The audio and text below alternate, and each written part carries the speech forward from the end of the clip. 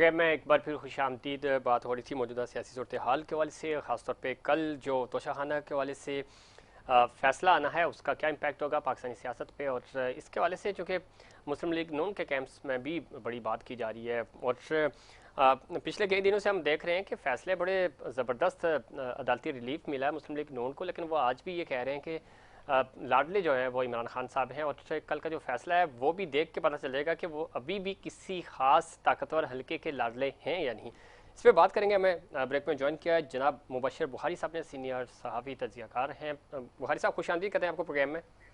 बहुत शुक्रिया। बुखारी साहब, मज़हबुल्लाह साहब आपके साथ पैनल पे मौजूद हैं। किस तरह देखते हैं, एक तरफ हुकूमत ये कह रही है कि कोई खुफिया राब्ते नहीं हो रहे, और दूसरी तरफ दावे किए जा रहे हैं कि बैकडोर राब्ते हो भी रहे हैं और बहुत हद तक चीज़ें जो हैं वो बदलती हुई नज़र आ रही हैं। आप किस तरह देखते हैं पिंडी और इस्लामाबाद के मौसम को? जी बिल्कुल, देखिए जहाँ तक खुफिया राब्तों की बात है, पाकिस्तानी सियासी तारीख हमेशा से ऐसी ही रही कि खुफिया राब्ते होते भी और फ्रंट पे आके ये डिनाई कर देते हैं। तो ये हमारी पाकिस्तानी कौम की बड़ी बदकिस्मत ये है कि इन्हें बेखबर ही रखा जाता है और हर तरफ से इसी तरह का मामला होता है। तो अभी भी मेरी इत्तलात के मुताबिक तो बैक चैनल नेगोशिएशन जो हैं वो जारी हैं, उस सिलसिले में मुलाकातें भी जारी हैं। और वही बात कि आप इलेक्शन की तारीख दे दीजिए, हम पार्लियामेंट में आ जाएंगे, और इलेक्शन की तारीख भी असली हो, इस तरह की बातें जारी हैं। तो वो अलहदा बात है कि जब मीडिया पे आते हैं या अवाम में जाते हैं तो फिर वो डैगर ड्रॉन आ जाते हैं वापस। तो ये हमारे एक सियासी मिजाज बन चुका है। लेकिन इस्लामाबाद का जो मौसम है और रावलपिंडी का मौसम वो काफी शिद्दत अख्तियार कर चुका है, स्पेशली जब से ये कल तोशाखाना केस का फैसला इलेक्शन कमीशन ने देना है। लेकिन मेरा ख्याल है कि अवाम को इससे भी, यानी जो प्रो इमरान है या एंटी इमरान है, या इस तरह बात कर लें जो पीडीएम है, और इसको कोई ज्यादा तवक्कुआत नहीं रखनी चाहिए, क्योंकि अगर ये फैसला इमरान खान साहब के खिलाफ आता है तब भी उन्हें, मेरा ख्याल है कि सुप्रीम कोर्ट जो है वो रिलीफ दे देगी इन एनी केस। और अगर नहीं आता तो तब तो मतलब फिर एक पीडीएम को के लिए, अगर नहीं आता तो पीडीएम के लिए एक जस्टिफिकेशन बन जाएगी, खसूसी तौर पे मुस्लिम लीग नवाज के लिए। क्योंकि अगर तोशाखाना से ली जाने वाली चीजें डिक्लेयर नहीं की गई और उनके खिलाफ एक्शन नहीं होता तो फिर उसी नज़ीर को सामने रखते हुए अकामा वाला मामला भी हो जाता है। अकामा में ऑलरेडी वो एक साल की सजा काट चुके हैं, और मतलब जो डिस्क्वालिफिकेशन वाला, लाइफ डिस्क्वालिफिकेशन वाला मामला है, उस पे जो सुप्रीम कोर्ट के कमेंट्स आ चुके हैं वो आपके सामने हैं। बुखारी साहब बिल्कुल ठीक कह रहे हैं, लेकिन एक तरफ लेवल प्लेइंग फील्ड की भी बातें हो रही हैं, और हमने देखा कि कितनी तेजी से रिलीफ मिला मुस्लिम लीग नून को, खासतौर पर मरियम बीबी वाला केस भी आपके सामने है। तो ये जो चीज़ें हैं, आपको नहीं लगता कि मामला जो है वो फिर, अगर खान साहब जिस तरह आपने खुद भी बताया उनके पास ऑप्शन है, वो सुप्रीम कोर्ट भी जा सकते हैं, वहाँ से उनको रिलीफ मिल सकता है, तो ये जो मुस्लिम लीग नून अभी से उनकी तरफ से ये बातें होना शुरू हो चुकी हैं कि ये लाडले हैं, तो आपको लगता है कि वाकई में फैसला भी इसी तरह का आएगा? जी मैं वही अर्ज कर रहा हूँ कि अगर जुर्रत करते हैं इलेक्शन कमीशन वाले इनके खिलाफ फैसला देने की, तो वो फैसला, मेरा जाती ख्याल है, मेरी जाती राय में, जो ट्रैक रिकॉर्ड चल रहा है और जो ट्रेंड्स चल रहे हैं, जुडिशियल ट्रेंड जिसे हम कह सकते हैं, उसके मुताबिक वो स्टे हो जाएगा और फिर फ्यूचर में शायद वो सेटिसाइड हो जाए। लेकिन मेरी जाती ख्याल में कि ये मुस्लिम लीग के लिए उम्मीद अफजा चीज होनी चाहिए, क्योंकि इस बुनियाद के ऊपर मियां नवाज शरीफ की वापसी के चांसेस ज्यादा बढ़ जाएंगे। और मैं टेक्निकली ये देख रहा हूँ कि उनके लिए एक लीगल वे जो है वो क्रिएट हो जाएगा कि अगर इमरान खान साहब इस मामले में कन्विक्ट नहीं होते और वो वापस आएंगे तो वही किसी दाग के बगैर वापस आएंगे।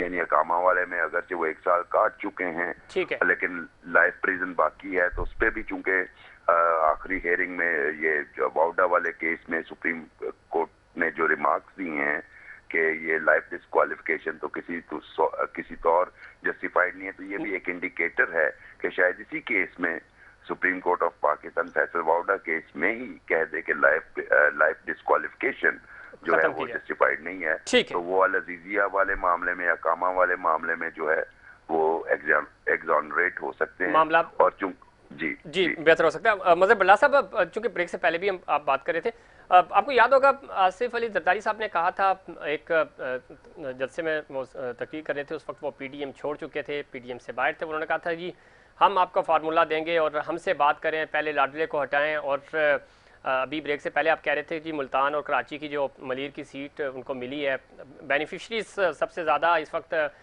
جب پی ڈی ایم کی بات کرتے ہیں یا حکومت کی بات کرتے ہیں تو پاکستان پیپلز پارٹی ہے. تو جو فوائد ان کو سیاسی طور پہ مل رہے ہیں, مسلم لیگ نون مشکل فیصلے بھی کر رہی ہے, تنقید بھی ان پہ ہو رہی ہے اور نقصان بھی سب سے زیادہ ان کو ہو رہا ہے, تو وہ طاقتور حلقوں کے فیورٹ ہیں. تو کیا وجہ لگتی ہے آپ کو کہ کیوں فیورٹ ہیں اور کیوں ان کو ابھی تک نوازا جا رہا ہے؟ دیکھیے پہلی بات تو یہ ہے کہ یہ جو خفیہ رابطوں کی بات میں کرنا چاہتا ہوں کہ جس وقت عمران خان وزیر اعظم تھے, اقتدار میں تھے, تو پی ڈی ایم کی قیادت جو خفیہ مذاکرات کر رہی تھی جی وہ کس سے کر رہی تھی؟ اسی طرح عمران خان اب مذاکرات کر رہے ہوں گے تو جس سے وہ کر رہے تھے انہی سے عمران خان کر رہے ہوں گے. جی جی. ایک بات ہوئی. دوسرا اچھا میں نے جو منصب بات صاحب کی تھی ضمنی کہ ایڈ کر دیتا ہوں, اس وقت بھی وہاں سے بھی even D G I S P R نے پریس کانفرنس سے بھی کہا تھا کہ اس طرح کی کوئی بات نہیں ہو رہی. شاید اس پریس کانفرنس میں آپ بھی موجود تھے پنڈی میں, انہوں نے کہا تھا کہ جی کوئی اس طرح کی باتیں نہیں, اور آپ انہی لوگوں سے پوچھیں جو اس طرح کی باتیں پھیلا رہے ہیں. تو بعد میں پتہ چلا تھا جی محمد زبیر صاحب کس طرح کہاں کہاں ملتے رہے. وہ تو پھر بعد میں کروں گا تو اور پھر باتیں نکل آئیں گی پیر صاحب آپ کے پروگرام میں. میں چاہتا ہوں آپ کا پروگرام چلتا رہے. انشاءاللہ چلتا تو رہے. گزارش یہ ہے کہ پیپلز پارٹی کی جو فیسیلیٹیٹ کرنے والی بات ہے, دیکھیے پیپلز پارٹی کی دھاندلی پہ الیکشن کمیشن چپ رہتا ہے. جی کیسے؟ کیا وہ جو یوسف رضا گیلانی کے بیٹوں کی ویڈیو آڈیو سب کچھ مال دیتے لیتے حوالے کی گئی تھی, الیکشن کمیشن اس پر چپ رہا, بلکہ انہوں نے الٹا ہی فیصلہ کر دیا. اور پھر آپ دیکھیے کہ یہ جو ملیر والی سیٹ ہے ابھی جو جیتی ہے اس پہ شکایات.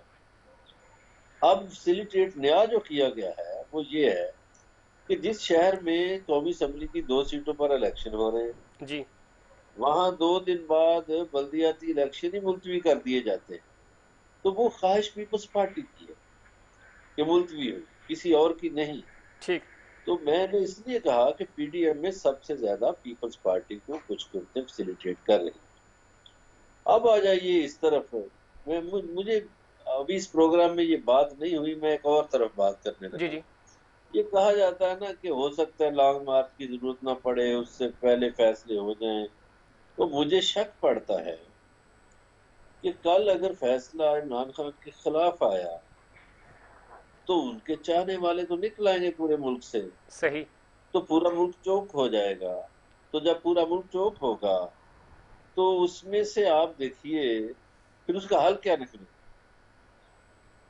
جو عمران خان کے خلاف فیصلے آ رہے ہیں یا آئے یا کرنے کی کوشش کی, قوم نے ان کو پاپولر ہونے کی وجہ سے انہیں تسلیم نہیں کیا. ٹھیک.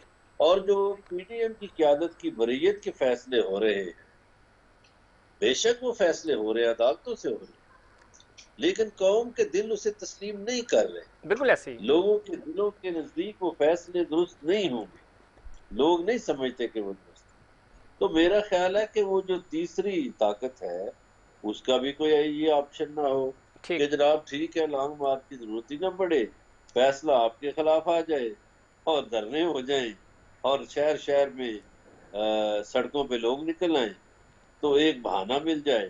مجھے تو اس طرح کی بھی صورتحال لگتی ہے. ٹھیک, لیکن اس صورتحال پہ میں پرسنلی کنونس نہیں ہوں, چونکہ جس طرح کی باتیں ہو رہی ہیں اور جو چیف صاحب بھی فرماتے رہے تو وہ شاید اس طرف یہ والا آپشن نہ ہی استعمال کیا جائے. اور حکومت بھی آج پرائم منسٹر بھی بڑے غصے میں لگ رہے تھے, اسپیچ سنی ہوگی آپ نے, وہ کہہ رہے کہ حالات اس طرح چلے گئے کہ مجبور ہو گئے ہیں, کشکول اٹھانا پڑ رہا ہے, ورنہ میں کوئی شوق نہیں تھا مانگنے کا.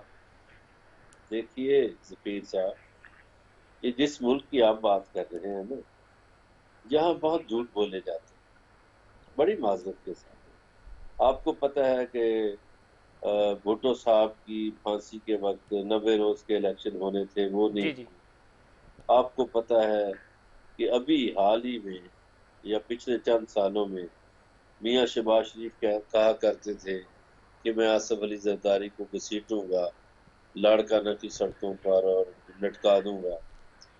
الیکشن 2018 کی جو انتخابی مہم تھی جی جی اس میں مریم نواز کہا کرتی تھی کہ عمران زرداری بھائی بھائی.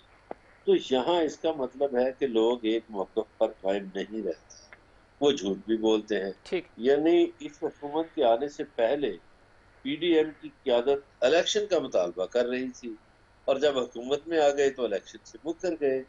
تو یہاں تو آپ جن سیاستدانوں کی بات ذکیر صاحب کر رہے ہیں وہ اللہ ماشاءاللہ جھوٹ بولنے میں اپنا ثانی نہیں رکھتے. تو پاکستان میں وعدوں سے مکرنا، باتوں سے مکرنا، یہ میرا خیال ہے ایک رواج بن چکا ٹھیک ہے. ہے.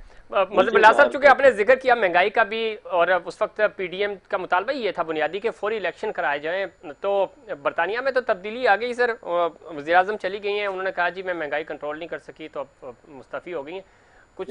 یہاں بھی آنے والی ہے، یہاں ابھی مانا نہیں جا رہا اچھا. کنٹرول، تو یہاں بھی بہت کچھ نہیں ہو رہا. ٹھیک. دیکھیے لیکن سر اپریل میں مظہر ظفیر صاحب ادھر یہ ہوتا ہے کہ ادھر مستعفی ہوں یا نہ ہوں، یہاں سے جس طرح بھی نکالے جائیں جاتے پھر لنڈن نہیں ہے.